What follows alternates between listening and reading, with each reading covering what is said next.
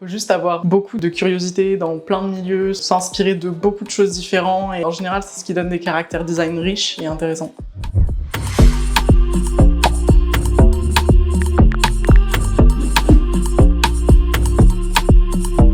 Je m'appelle Valentine Larin, je suis Cara designeuse et alumni de la promo 2022-2023 de la section 2D animation de l'ECV. Depuis un an, je bosse en tant que Cara designeuse en freelance. Le Cara designer, il intervient au début de la production. Dans une pipeline de production d'animation, il y a du coup la pré-production, la production et la post-prod. Le Cara designer, il intervient au tout début, après le scénario et à peu près au même moment que le storyboard ou un peu après. C'est lui qui va être chargé de faire le design de tous les personnages, les posings, donner les expressions et donner vie en gros aux personnages qui ont été écrits dans les scénarios avant. Je pense qu'un bon Cara designer doit être très bon dans les volumes et en anatomie. Il doit bien connaître l'anatomie animale, humaine, parfois en fonction de la mécanique. Une fois qu'on maîtrise bien ces bases-là, en général, on peut faire des bons caras. Après, pour ce qui fait d'un cara un cara design intéressant, ça c'est un autre sujet. Il n'y a pas de recette magique. Il faut juste avoir beaucoup de curiosité dans plein de milieux, s'inspirer de beaucoup de choses différentes et être capable de pouvoir assembler les connaissances qu'on n'a pas forcément dans le domaine du dessin. On peut piocher vraiment un peu partout. En général, c'est ce qui donne des caractères design riches et intéressants. En vrai, ce qui est important dans le cara design, ça dépend déjà de la 2D et de la 3D, parce qu'on n'a pas les mêmes problématiques. Par exemple, sur une pipeline de 3D, on peut se permettre de faire des caractères design qui sont un peu plus détaillés, avec un peu plus de vêtements, d'objets et de trucs un peu plus sophistiqués, alors qu'en 2D on aura tendance à devoir un peu plus simplifier pour faciliter le travail des animateurs après. On peut intervenir dans des studios d'animation, de séries télé, de films, de jeux vidéo. Techniquement ça rentre aussi dans les designs des personnages de films, avec les costumes et ce genre de choses. Si on est dans un style plutôt très réaliste, ça donne aussi des débouchés sur l'illustration si on a les capacités pour. C'est assez varié pour le coup,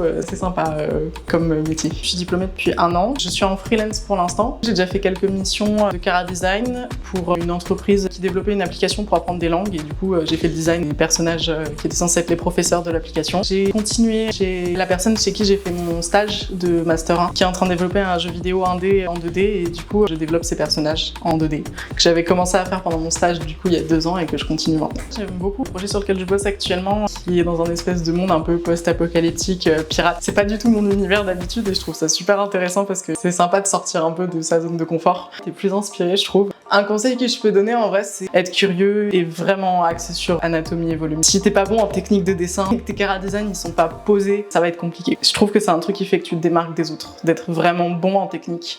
Une fois que t'es bon en technique, tu peux faire ce que tu veux. C'est ce qui donne vachement de saveur aux personnages qu'on fait. S'entraîner. Même, faut pas hésiter à prendre des cara design déjà existants, genre de Disney ou de trucs comme ça, et les repasser à plusieurs reprises, juste pour voir comment les volumes sont assemblés ou comment les dynamiques elles sont données, etc. Parce que c'est pas de la triche, c'est en faisant ce genre d'exercice que après t'es capable de le faire tout seul, sans aucune base et sans recopier quoi que ce soit, quoi.